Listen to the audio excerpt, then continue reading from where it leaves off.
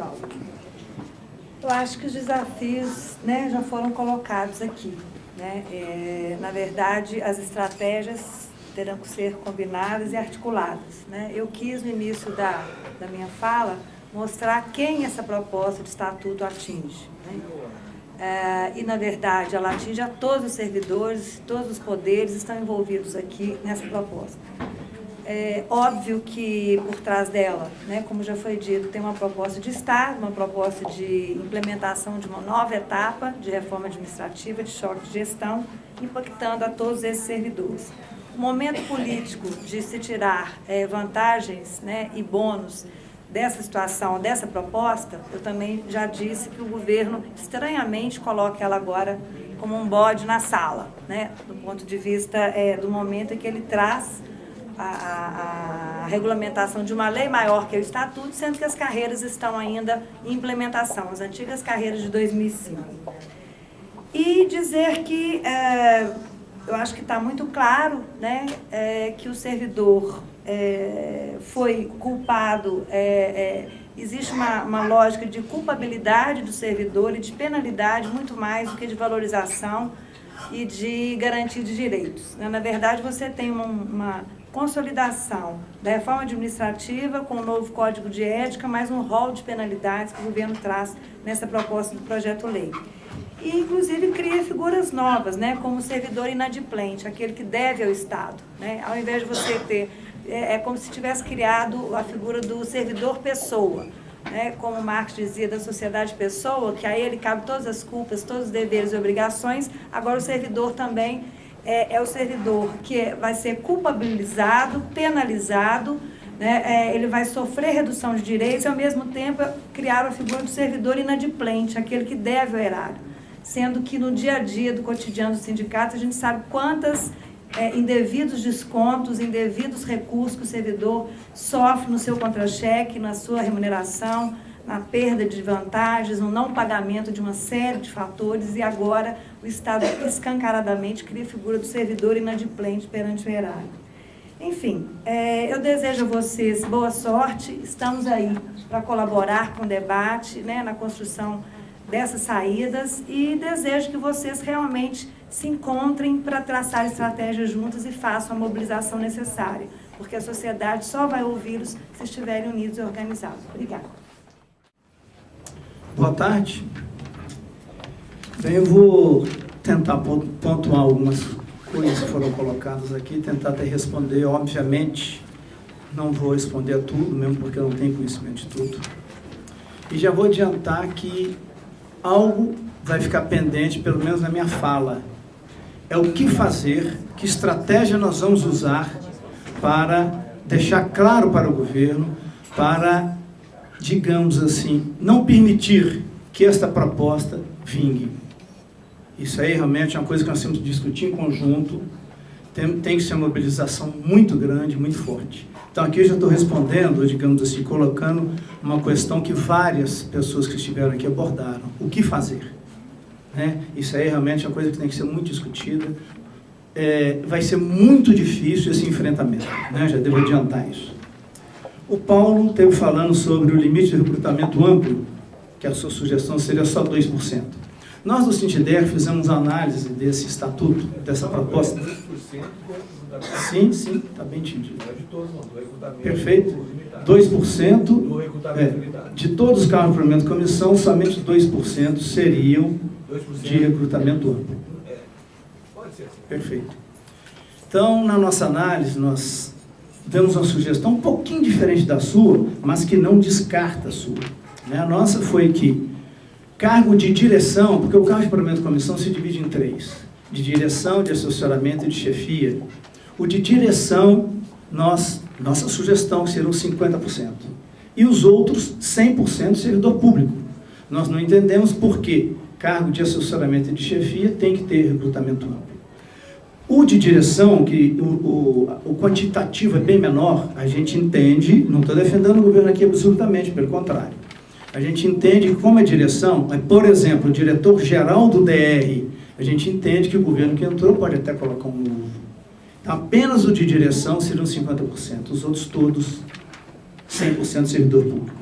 Você abordou sobre a avaliação do recrutamento amplo. Na proposta existe avaliação. Se ela vai ser feita de verdade, se vai ser uma coisa confiável, fica difícil saber, mas existe a possibilidade. Sim? Na colocação será feito pelo quem é que... Existe, e fica difícil de mudar um pouco isso aí, porque o recrutamento amplo geralmente é quem ir, é o QI, é quem foi indicado. Então, essa pessoa, mas existe a possibilidade. Com relação ao vencimento mínimo, né, no Estatuto não tem. Hoje o governo está adotando isso aí, né, a partir de janeiro de 2011, né, nem o servidor do Estado recebe menos que o salário mínimo como vencimento básico, apesar de que no início eram divididos em 3 itens. A partir agora dessa lei, que não virou lei ainda, né, esse projeto que está lá, vai passar a ser o vencimento básico. Não acreditamos que o ano que vem se repita, que ele vai dar o reajuste, o mesmo reajuste que o salário mínimo tiver, ele vai dar esse mesmo reajuste para todo o Estado. Não acreditamos nisso. Alguém colocou que esse projeto do novo estatuto, o governo está como o Ronaldinho Gaúcho, olhando para um lado e tocando para o outro. A gente concorda com isso, nós sabemos disso e temos que ficar muito atento. E, de repente, uma discussão mais profunda, eu não sei, porque realmente pode, apesar de todas as críticas que fizemos aqui, pode ser que passe alguma coisa despercebida. Biênio, triênio, quinquênio, o João Henrique comentou sobre isso. Isso aí é realmente a nossa sugestão, que volte a constar do Estatuto, mesmo porque tem um monte de servidores que ainda recebem isso. Lei 100, eu conheço pouco da Lei 100, não sou da área da educação, mas se ela se referir à função pública, é um grande problema. A gente acha que vai ser muito difícil, se for função pública, não sei se vai ser muito difícil o Estatuto resolver esse problema. Tá certo? Patrícia falou qual a estratégia, eu já comentei sobre isso. Férias regulamentares da professora. Também não sou especialista, mas eu acho, apenas acho, os advogados que vão me suceder aqui podem confirmar, que a mesma professora pode tirar férias, e ela estando de licença no mês de janeiro, licença médica, ela continua tendo direito às férias. Vamos esperar que alguém confirme isso aí. Sobre acompanhar parente doente, realmente a gente concorda com a sugestão que foi dada aqui. Licença maternidade, também concordamos com o que foi colocado aqui, acho que não tenho o que acrescentar. Só uma questão de esclarecimento. Sim. Sobre a licença maternidade. 180 dias como a iniciativa privada permite hoje, né? Eu sei que na iniciativa privada existe um incentivo para que a empresa adote esse sistema, né? Deixa eu só fazer um esclarecimento. Hoje, atualmente no Estado, para o que fazer para repudiar o Estatuto como um todo, porque não adianta a gente apenas falar que estamos repudiando, nós estamos concordando com a colocação, né? Digamos assim, vencer essa luta, né? Eu não acredito, sinceramente, que a gente consiga mudar o que está lá na Assembleia. Mudar, que eu digo assim, mudar todo. Repudiar aqui as sugestões do resto do pessoal.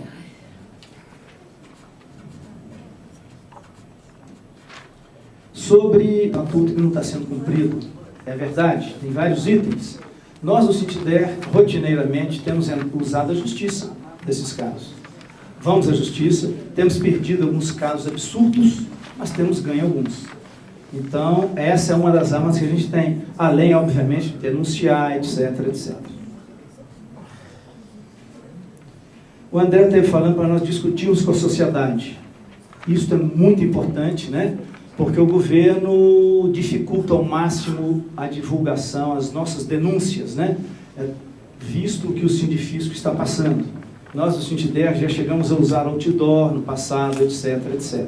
Então, temos que também estudar estratégias para divulgar para a sociedade o que é esse estatuto, os males que ele está trazendo e outras coisas mais, como a terceirização. Acho que era isso aí, gente. Acredito que dei pelo menos algum. Obrigado. Pois o Guilherme. Bom, eu não vou pontuar cada uma das discussões que foram feitas aqui, porque logicamente o Adolfo já as fez, mas eu gostaria de salientar um ponto específico que foi da discussão da estratégia com relação a nós repudiarmos o Estatuto. Adolfo tem toda a razão. O nosso movimento já é de repúdio às regras que foram ali colocadas. Agora, eu entendo que, enquanto dirigente sindical, eu tenho um compromisso com a minha categoria de não fugir ao debate, porque eles vão fazer a implementação desse projeto, quer nós queiramos, quer não. Eu estou falando isso com base na fala do deputado Rogério Correia hoje pela manhã, que diz que era inevitável. A gente poderia retardar, discutir, mas que isso vai chegar ao seu término. Então, como responsável pela minha categoria, eu entendo que eu tenho que estar pronto para o debate, apresentando substitutivo, apresentando emendas, qualquer seja a nossa estratégia. Contudo, eu preciso estar lá para poder discutir, que não seja feita a revelia, né? E depois simplesmente dar como justificativa, não, a gente optou por não discutir isso aí para poder ver se barrava, né? Então eu entendo que não seria essa a ponderação, ou pelo menos não seria a minha linha de atuação.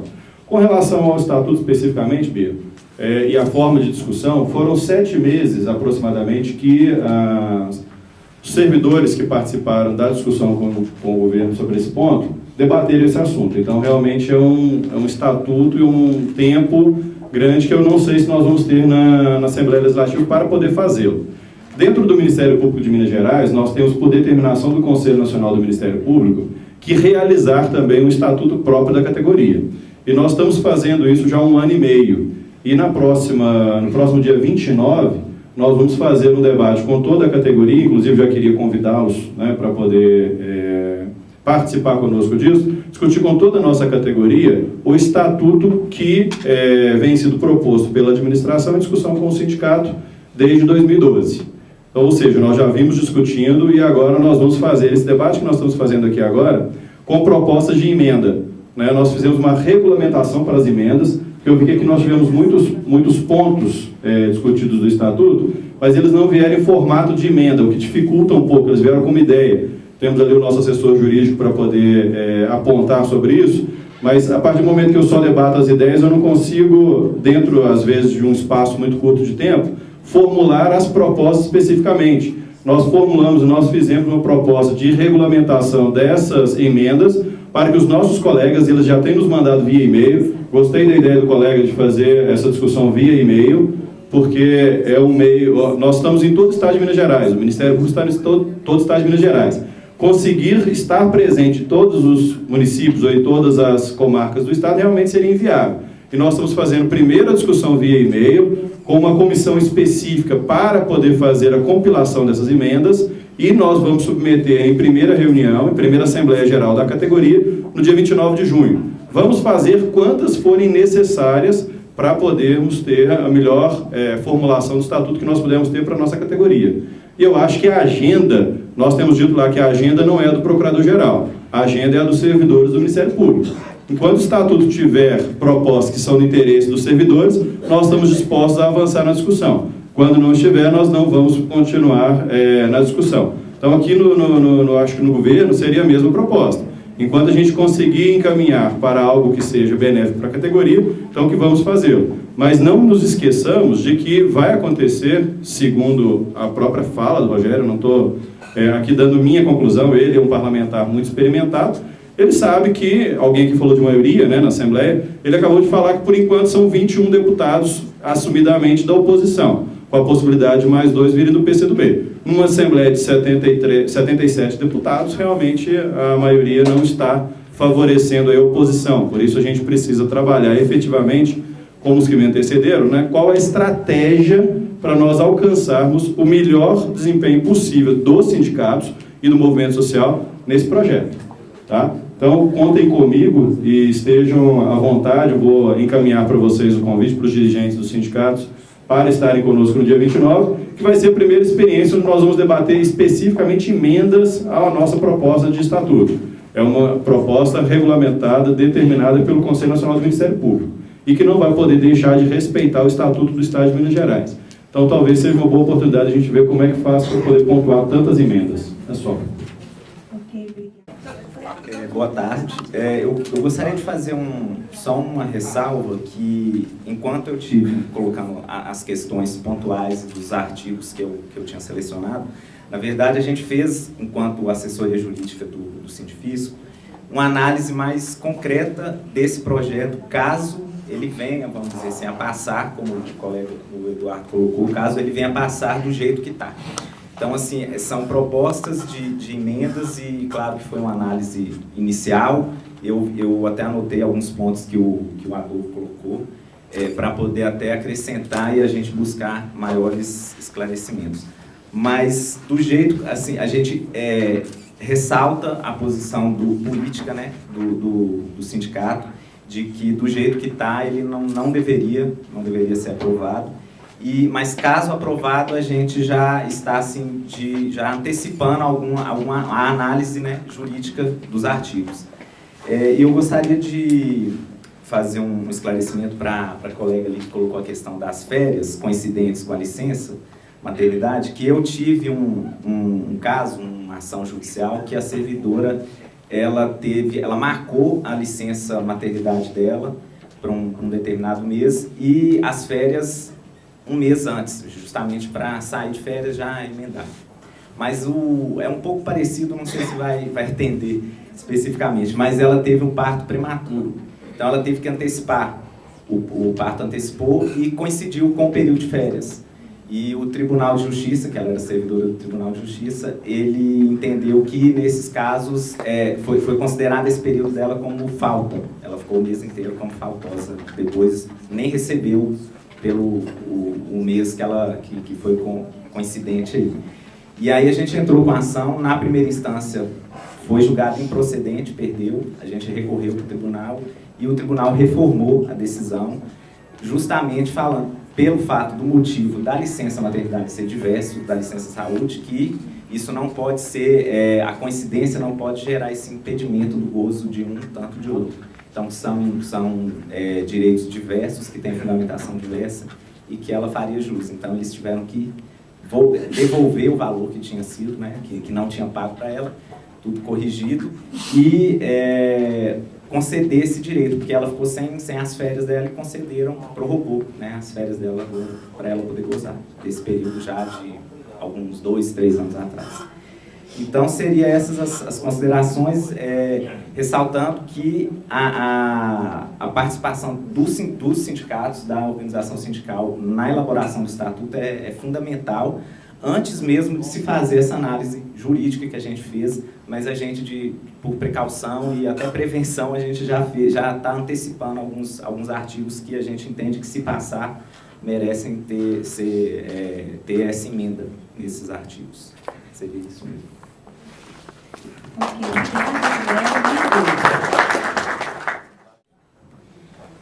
Bom, pessoal, acho que estamos chegando aqui já no final e foi extremamente produtivo, quer dizer, a ideia, e acho que isso faz parte de uma das atividades nossas para enfrentar essa questão do estatuto.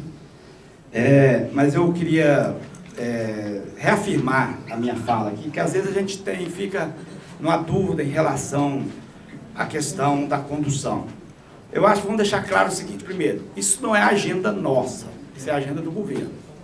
Em segundo lugar, esse estatuto ele é desnecessário até o presente momento, porque isso está na Constituição, está nas leis de carreira, está nas leis da reforma administrativa e aquele conjunto de coisas. Segundo lugar, toda vez que a gente entra para discutir a pauta do governo, nós estamos, quer dizer, a reboque. Nós estamos na linha que nós quase que discutindo perdas. Tá? Aí o seguinte, a grande discussão aí, às vezes você fala assim, mas o governo é forte. Claro que é forte, o governo é forte, mas compete a nós, sindicato, resistir. Esse negócio de ser derrotado é uma consequência. Se você é derrotado, você não vai ganhar todas. Mas acho que o dever do sindicato, foi falado isso aqui hoje, que a gente tem que sempre ter como princípio básico, eu tenho isso como sindicalista. O sindicato não precisa de assembleia para bater em perda de direito. Perda de direito não se negocia, combate. entendeu? A gente não negocia perda de direito, isso é combate, você não precisa nem de assembleia para isso. O que é que eu acho o seguinte, diante de um quadro desse, o que nós estamos aqui, na realidade, sem querer exaurir essa discussão de artigos para lá, para cá, a gente ter pelo menos a gente ir para a base, para fazer uma discussão, e aí eu vou respeitar, é lógico que nós estamos aqui, a gente vai respeitar a posição de cada diretoria, nós não estamos aqui, quer dizer, eu estou colocando a mim. Acho que a posição, e aí a posição política mais acertada em relação a isso, é ir contra estatuto. Com relação à linha do Rogério, eu tenho dúvidas. Esse negócio de falar assim, vamos fazer um substitutivo onde só tem os ganhos do direito. O governo pega o que tem de bom, tira tudo e bota o que tem de ruim. Entendeu? Não tem... Por quê? Porque aí você perde, inclusive, o discurso até. E quando você... É o seguinte, o que eu coloquei aqui de manhã, que houve uma confusão do negócio de legitimar, é que o governo, você participou, ele utiliza isso. Não adianta. Você pode marcar posição, você pode registrar em ofício, ele vai para a Assembleia, ele vai para o público, eu discuti com os sindicatos, eu negociei com eles, eu não estou falando que o sindicato legitimou aquilo, eu estou dizendo que o governo faz e a gente às vezes não tem como do outro lado para a gente contrapor isso. Então eu gostaria, quer dizer, de reafirmar aqui, que eu fui colocado antes, que a gente está diante de uma postura política, quer dizer, qual que é a postura política nossa do Estatuto, que consolida as perdas ocorridas pelo choque de gestão.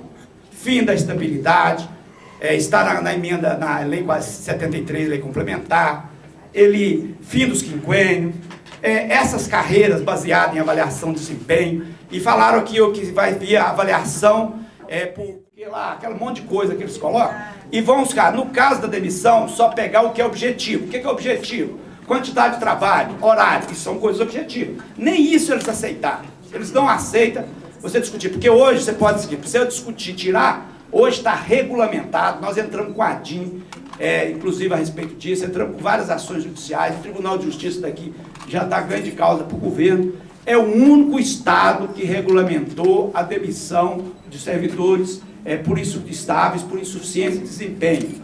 Inclusive nem observou alguns casos que previa na Constituição Federal, algumas garantias para aquelas carreiras que tem ali poder de polícia e que está sujeito à interferência do poder político e econômico.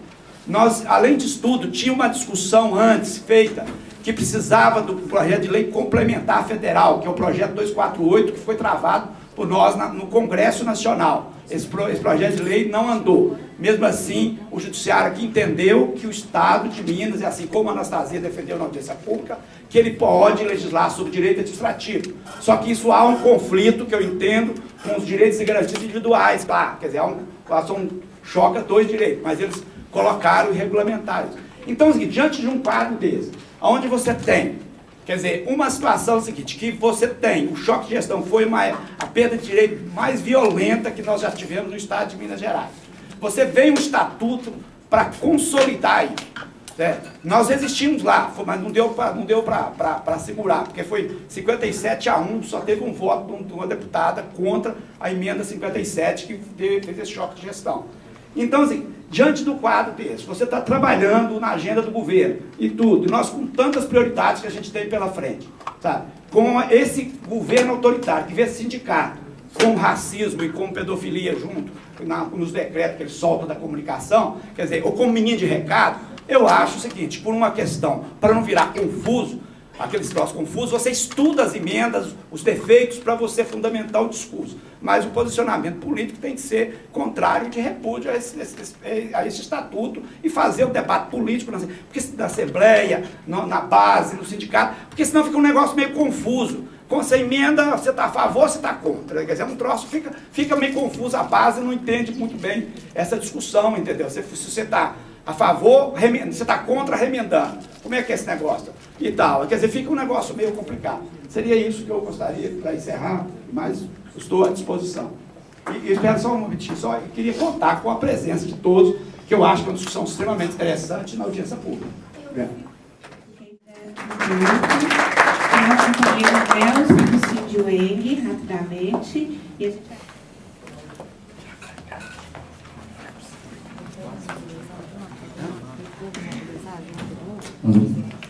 Boa tarde, eu queria, outros diretores e de outros sindicatos, né? E, a princípio, gostaria de parabenizar mais uma vez a coragem e a ousadia das lideranças aqui, que já dia 21 de abril, lá em Ouro Preto, já fundou o fórum e já demarcou a luta que está acontecendo aqui em Minas. E de uma maneira coerente, hoje já está realizando esse seminário sobre o Estatuto, então não está deixando de ocupar o espaço. Agora, não porque qualquer coisa que saia do jeito que o poder quer, a gente se sente ameaçado.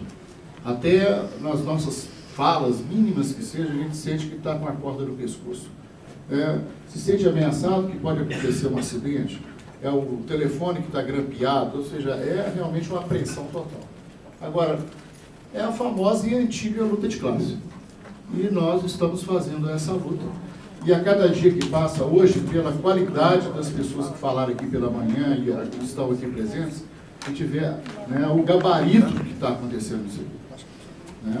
Todo mundo muito consciente, fazendo a formação de consciência para duplicar isso nas nossas bases, entre nossos colegas, e a cada vez mais, né, o deputado Rogério esteve aqui, já trouxe outras ideias. A universidade passa por um momento muito delicado, e aonde que também esse governo vai estar se utilizando da universidade para fazer propaganda de que ele é isso e aquilo outro, e a gente vê que sofrimento que essa universidade é. Agora está uma questão aí de estadualização. O colega Rogério Corrêa disse que a gente vai tentar fazer uma audiência pública lá na Assembleia para colocar as claras. Que é isso? Que estadualização é essa? Que dinheiro é isso? Para ficar regulando mixaria com a tal da CEPLAG o tempo todo para o trabalhador, a qualidade, a valorização, e de repente sai fazendo propaganda para todo lado. Então, companheiros, a luta de classe é essa mesmo. E ontem, né, e outra ideia principal que eu queria deixar é que a gente não fragmente muito a nossa ideia. Por mais que hajam opiniões, especificidades aqui em cada sindicato, a gente tem que estar muito unido para a gente fortalecer manifestações, estratégias de ação, que não seja, por exemplo, só um sindicato que aparece lá para tomar porrada, não é? Ou tomar multa, ou se sentir perseguido. É essa unidade que tem que estar se formando para que isso realmente faça alguma ameaça ao governo só desse jeito. Na hora que ele sentir que está todo o funcionalismo unido, consciente, manifestando e tudo também, eu acho que eles vão levar a gente mais a sério, né? E deixar de fragilizar. A companheira Beatriz convocou para dia 5, uma assembleia seríssima da categoria da educação aqui no estado de Minas Gerais. Então, né, pretendo estar lá e outros companheiros, né, que se façam presentes lá para dar força, tá bom?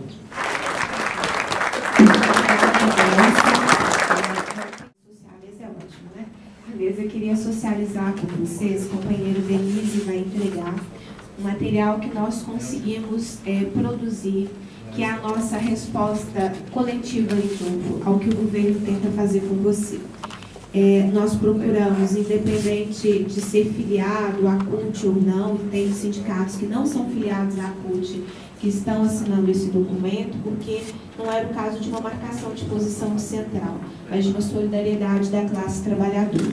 E nós procuramos, vocês vão identificar, vários ramos e categorias profissionais. Aí tem bancários, tem metalúrgicos, tem movimentos sociais, como o movimento dos atingidos por barragens, vários sindicatos do funcionalismo público estadual, nós procuramos metroviários, nós procuramos, junto dos sindicatos, mas pelo menos com aquela parte que é combativa e que é solidária aos que os companheiros têm vivenciado. A companheira Ângela vai fazer a leitura do manifesto de apoio ao Sindifis.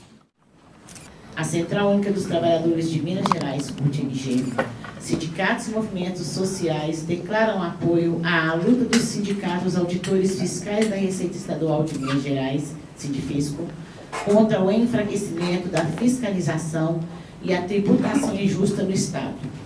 E, ao mesmo tempo, repudiam a tentativa do governo de Minas Gerais de amordaçar o sindicato e impedir a continuidade da campanha que o Sindifisco MG vem realizando na mídia. O governo não satisfeito em gastar dinheiro público com matérias pagas publicadas em jornais de Minas e de outros estados para contestar as denúncias do Sindifisco MG, lança mão, mais uma vez, da estratégia antidemocrática de judicializar o debate político e a luta sindical.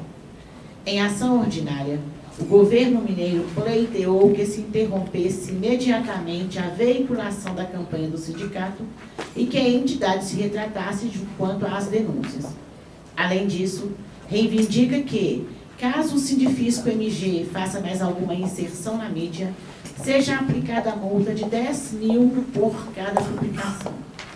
O investimento em campanhas publicitárias tem sido a alternativa de vários sindicatos do funcionalismo público estadual para denunciar os problemas enfrentados por suas categorias, uma vez que encontram muitas dificuldades com a mídia espontânea, que, na sua maioria, não trazem reportagens que explicitam problemas da atual gestão do governo de Minas.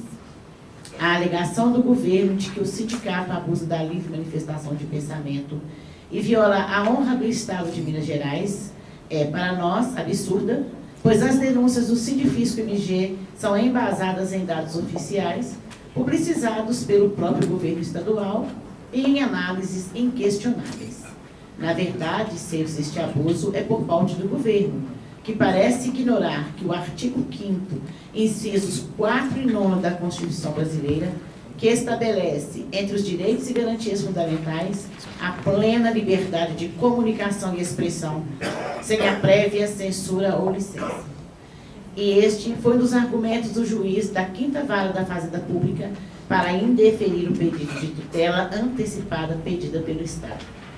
O que incomoda mesmo o governo estadual é a coragem de uma entidade sindical de contestá-lo em território antes exclusivo a ele e por meio da mídia paga, já que os sindicatos têm conseguido dialogar com a população através de campanhas, fazendo o contraponto que é imprescindível numa sociedade democrática.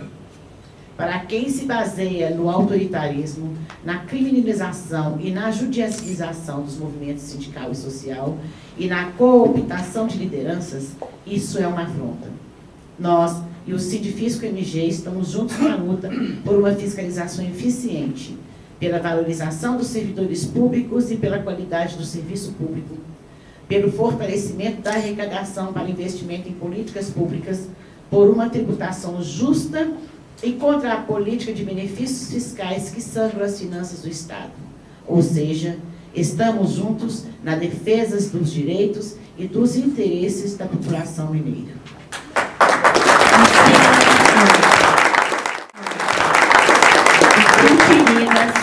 A Confederação Nacional dos Trabalhadores Municipais, a Federação Nacional dos Urbanitários, o Senalb MG, o Sindiúte MG, a Confederação Nacional dos Trabalhadores em Educação, Sindados MG, o Sindicato dos a Federação dos Trabalhadores Municipais de Minas Gerais, o Sindicato dos Médicos de Minas Gerais, o Sindicato dos Metalúrgicos de João Molevade, o Sintel, o Sindicato dos Correios, o Sindicato dos Refratários e o Sejusmic.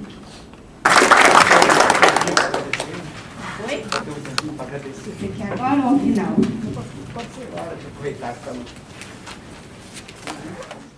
Queria dizer, espero até que a emoção, não me faltam as palavras aqui, pela satisfação e em nome da categoria dos auditores fiscais, agradecer às entidades, e não só agradecer, como parabenizar pela consciência, pelo espírito de coletividade, porque essa luta não é uma luta isolada, é a relação do poder público, é a relação do governo do Estado de Minas com as entidades sindicais.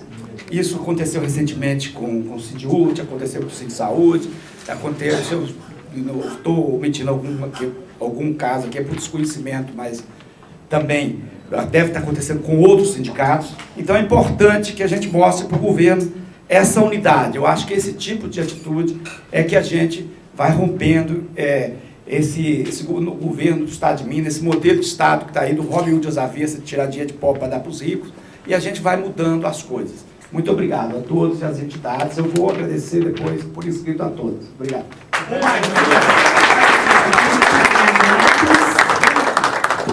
Um mais um é sempre mais que dois, tá? Com certeza.